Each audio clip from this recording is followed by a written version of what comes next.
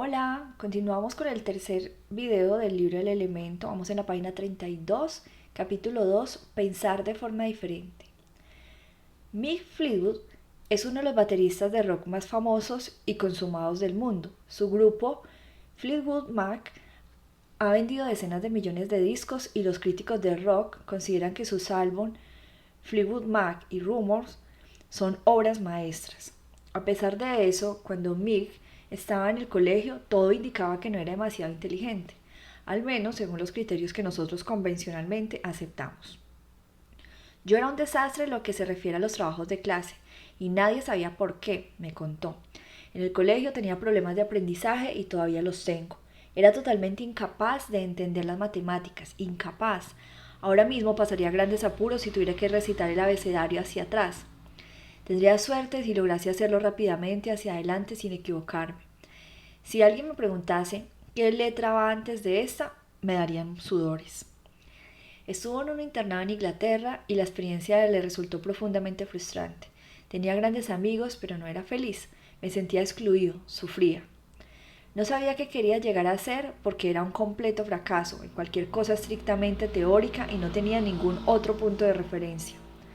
Afortunadamente, para Mick y para cualquiera que más tarde comprara sus álbumes o fuese a sus conciertos, provenía de una familia capaz de ver más allá de los límites de lo que enseñaban y evaluaban en las escuelas.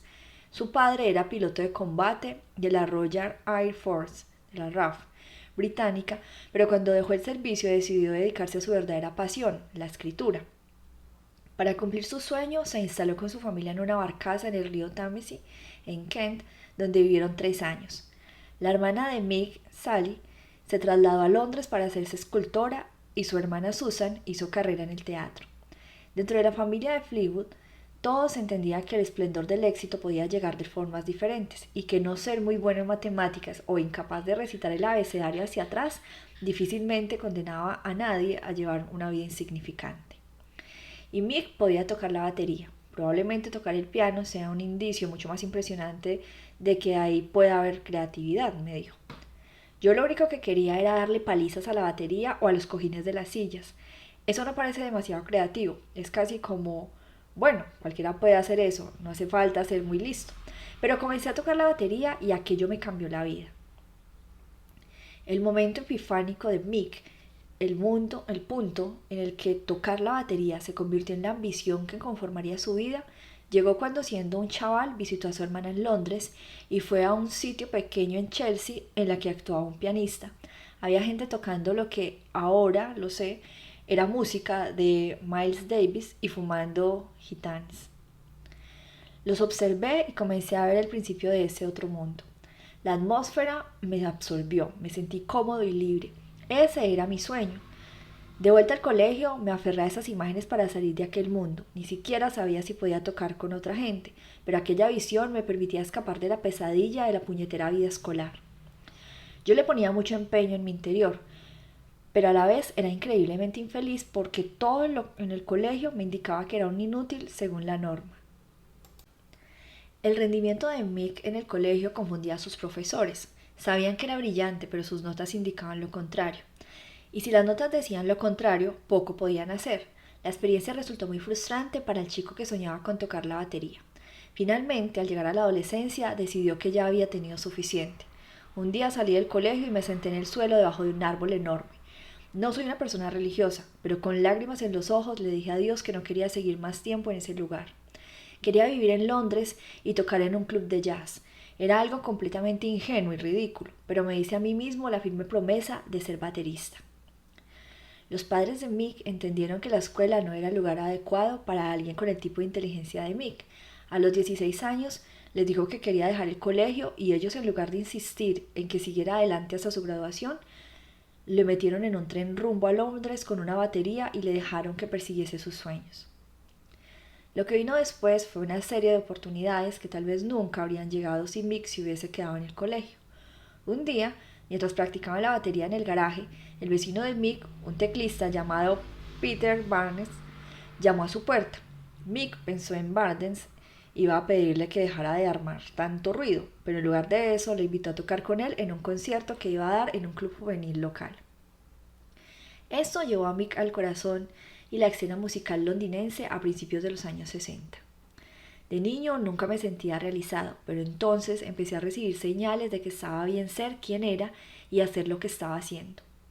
Su amigo Peter Green le propuso como baterista sustituto de los Blues Breakers de John Mayer, un grupo en el que en diferentes momentos formó parte Eric Clapton, Jack Bruce de Cream y Mike Taylor de los Rolling Stones. Más tarde, junto con Green y otro exalumno de los Blues Breakers, John McVie, formó Fleetwood Mac. El resto es la misma historia de álbumes multiplatinos y de estadios con las entradas agotadas.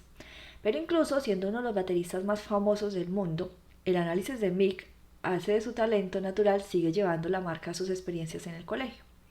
Mi estilo carece de estructura matemática.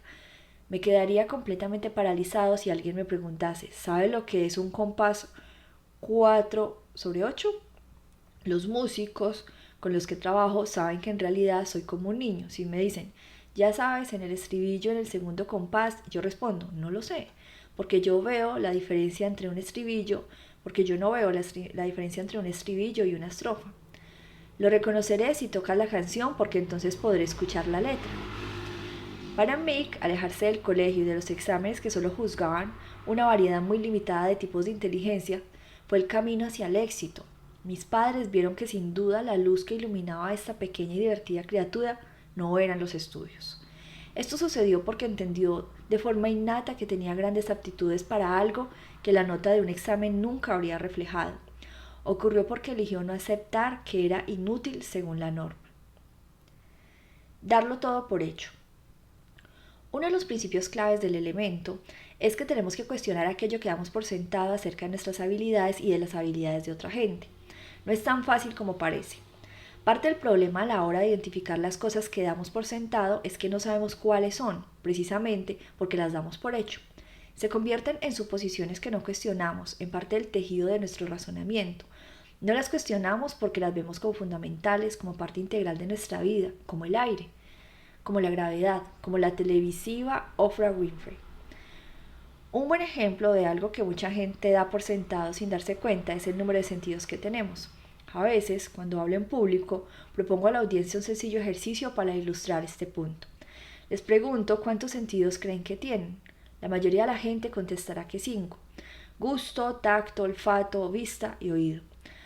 Algunos dirán que hay un sexto sentido, la intuición. Es raro que alguien suponga algo más. Sin embargo, hay una gran diferencia entre los primeros 5 sentidos y el último. Los primeros están relacionados con un determinado órgano, la nariz con el olfato, los ojos con la vista, las orejas con el oído, etc. Si uno de esos órganos sufre algún tipo de lesión, ese sentido quedará deteriorado. No está claro qué hace la intuición. Es un tipo de sentido alucinante que al parecer está más presente en las mujeres. Así la mayoría de la gente con la que he hablado a lo largo de los años presupone que tenemos 5 sentidos fuertes y uno alucinante. La antropóloga Catherine Lynn explica en su libro fascinante titulado Culture and the Sense su trabajo con el pueblo Anglo-Ewe del sudeste de Ghana. Debo decir que siento cierta debilidad por los grupos étnicos marginados de la actualidad. Parece como si los antropólogos siempre estuviesen acechándolos, como si su unidad familiar media comprendiera 3 hijos y un antropólogo que se sienta con ellos y les pregunta qué están desayunando. Aún así, el estudio de Gertrude fue revelador. Una de las cosas que aprendió sobre los Anglo-Ewe es que no piensan acerca de los sentidos como lo hacemos nosotros. En primer lugar, nunca se les había ocurrido contarlos. El concepto en sí mismo les parecía irrelevante. Además, cuando ella enumeró los 5 sentidos que nosotros damos por seguros, ellos le preguntaron acerca del otro, el principal. No se refería a un sentido alucinante, ni a un sentido secundario que hubiera sobrevivido entre los Anglo-Ewe, pero que nosotros hubiésemos perdido. Se referían a un sentido que todos tenemos y que es fundamental para desenvolvernos en el mundo, el sentido del equilibrio.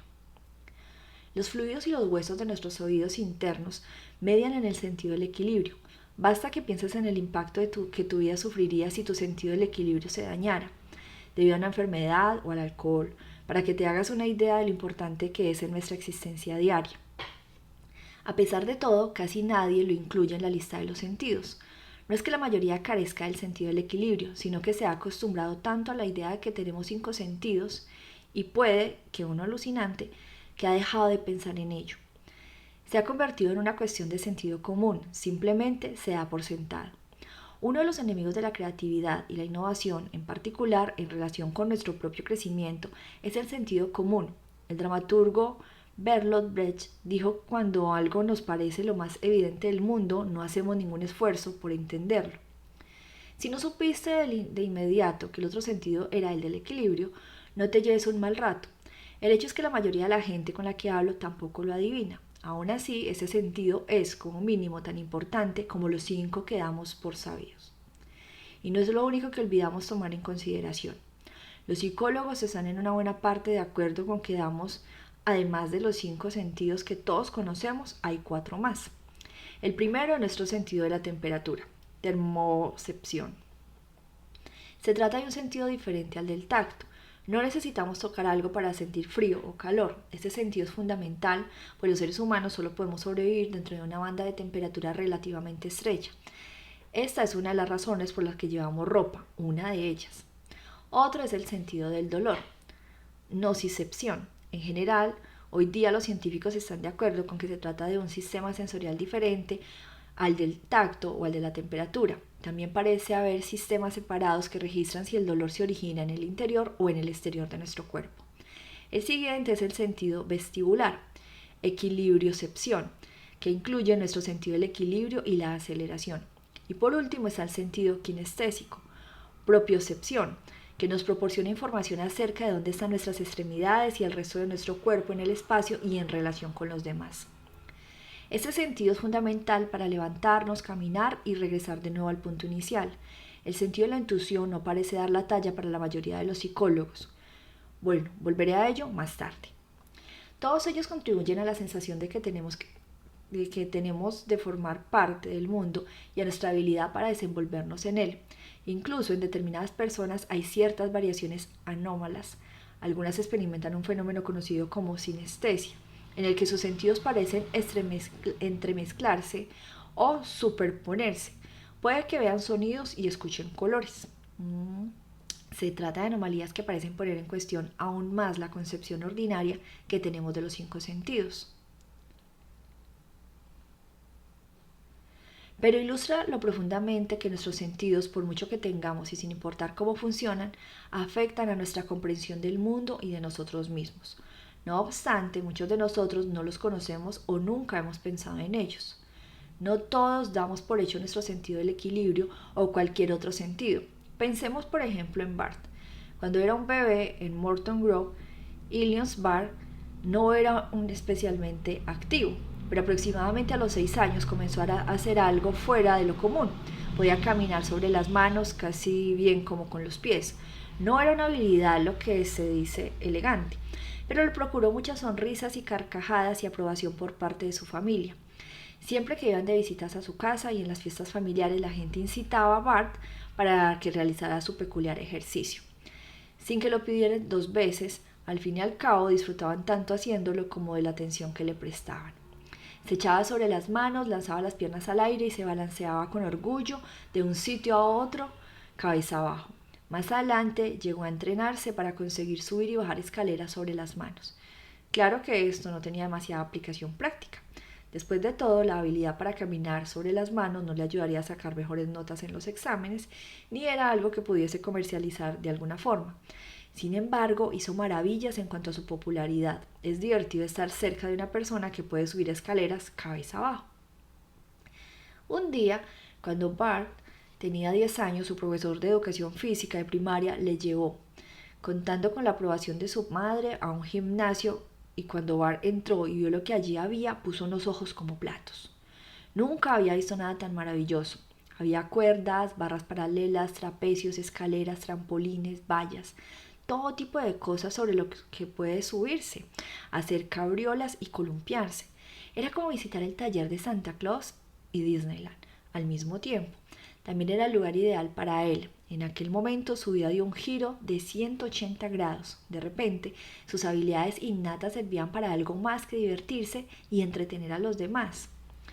8 años más tarde, tras incontrolables horas de saltar, estirarse y elevarse, Bart Conner pisó la colchoneta del pabellón de gimnasia de los Juegos Olímpicos de Montreal para representar a Estados Unidos. Siguió adelante hasta convertirse en el gimnasta estadounidense más condecorado de todos los tiempos y el primero en ganar medallas en todos los niveles de las competiciones nacionales e internacionales. Ha sido campeón de Estados Unidos, campeón nacional universitario, campeón de los Juegos Panamericanos, campeón mundial, ganador de la Copa del Mundo y campeón olímpico. Fue miembro de los equipos olímpicos de 1976, 1980 y 1984.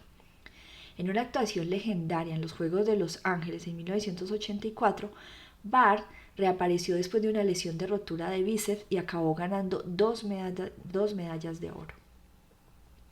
En 1991 fue admitido en el Salón de la Fama del Deporte Olímpico estadounidense y en 1996 en el Salón de la Fama de la Gimnasia Internacional. En la actualidad, Conner contribuye a que otras personas desarrollen su pasión por la gimnasia. Junto a su mujer, la campeona olímpica Nadia Comaneci, es dueño de una bollante escuela de gimnasia. También poseen la revista International Gymnasts y una productora de televisión. Gimnastas como Bart Conner y Nadia tienen una profunda percepción de las posibilidades de su cuerpo. Sus logros demuestran cuán limitadas son nuestras ideas comunes acerca de la habilidad humana. Si observas a atletas, bailarines, músicos y otros artistas en plena actuación, verás que mientras trabajan están pensando de una manera extraordinaria. Cuando practican, todo su cuerpo desarrolla y memoriza los movimientos a los que están dando forma. Durante el proceso confían en lo que algunas personas llaman el músculo de la memoria. Por lo general, cuando actúan se mueven demasiado rápido y de manera demasiado compleja como para confiar en los usuales procesos conscientes de pensamiento y toma de decisiones. Sus movimientos se basan en las profundas reservas de sentimiento e intuición, de reflejo físico y coordinación, que utiliza todo el cerebro y no solo las partes frontales asociadas al pensamiento racional. Si lo hicieran, sus carreras no despegarían y ellos tampoco. De este modo, los atletas y todo tipo de intérpretes ayudan a que nos cuestionemos algo más cerca de las capacidades humanas que demasiada gente da por supuesto y que también se entienden mal, las ideas que tenemos acerca de la inteligencia. ¿Cómo eres inteligente? ¿Y cómo eres inteligente? Otra cosa que hago cuando hablo a grupos de gente es pedirles que evalúen su inteligencia en una escala del 1 al 10, siendo 10 el máximo. Normalmente, 1 o 2 personas se califican con 10. Cuando estas levantan la mano, les aconsejo que se marchen a casa. Tienen cosas más importantes que hacer que escucharme. Aparte de esto, obtendré unos cuantos 9 y una gran concentración de 8. Invariablemente, sin embargo, la mayoría parte del público se califica con un 7 o un 6. Las respuestas disminuyen a partir de ahí, aunque admito que nunca he terminado la encuesta. Me detengo en el 2. Prefiero que cualquiera que crea tener una inteligencia de 1 no tenga que pasar la vergüenza de confesarlo en público. ¿Por qué siempre obtengo una curva acampanada? Creo que se debe a que hemos llegado a dar por sentadas ciertas ideas acerca de lo que es la inteligencia.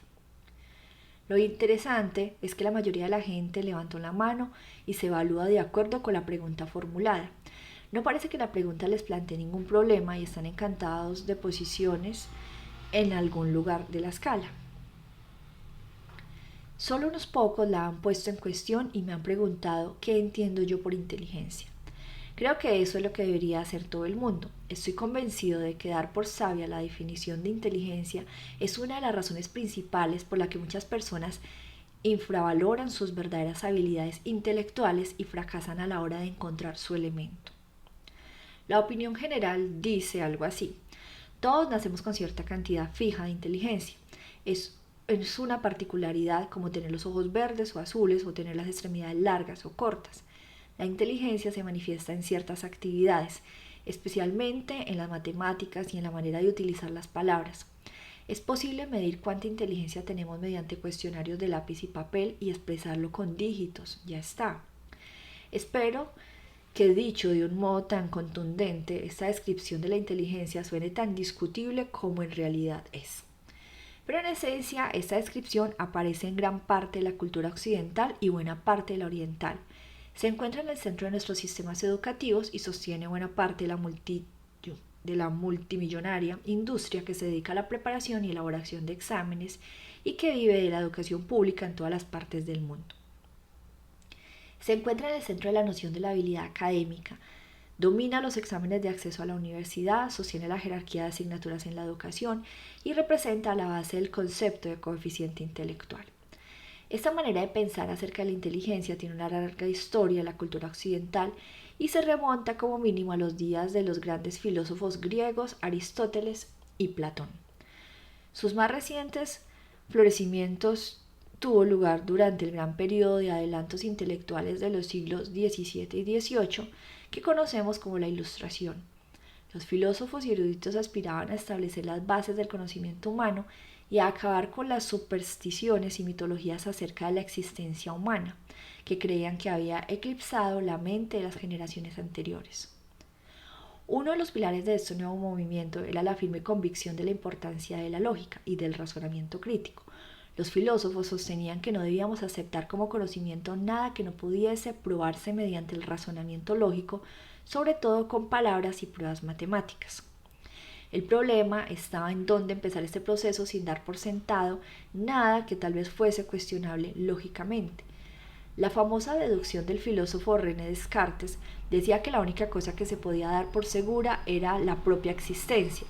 De lo contrario, no podríamos tener esos pensamientos. Su tesis era: pienso, luego existo. El otro pilar de la Ilustración era la creciente convicción de la importancia de los datos como apoyo a las ideas científicas, pruebas que podían observarse mediante los sentidos humanos, en lugar de la superstición o de las habladurías. Estos dos pilares, la razón y las pruebas, se convirtieron en la base de una revolución intelectual que transformó la perspectiva y los logros del mundo occidental. Condujo al desarrollo del método científico y a una avalancha de conocimientos profundos y de clasificación de ideas, objetos y fenómenos que han incrementado el alcance del conocimiento humano hasta las profundidades de la Tierra y los extremos más alejados del universo conocido. También llevó a espectaculares avances en la tecnología práctica, los cuales dieron lugar a la revolución industrial y al dominio supremo de estas formas de pensamiento en la erudición, la política, el comercio y la educación.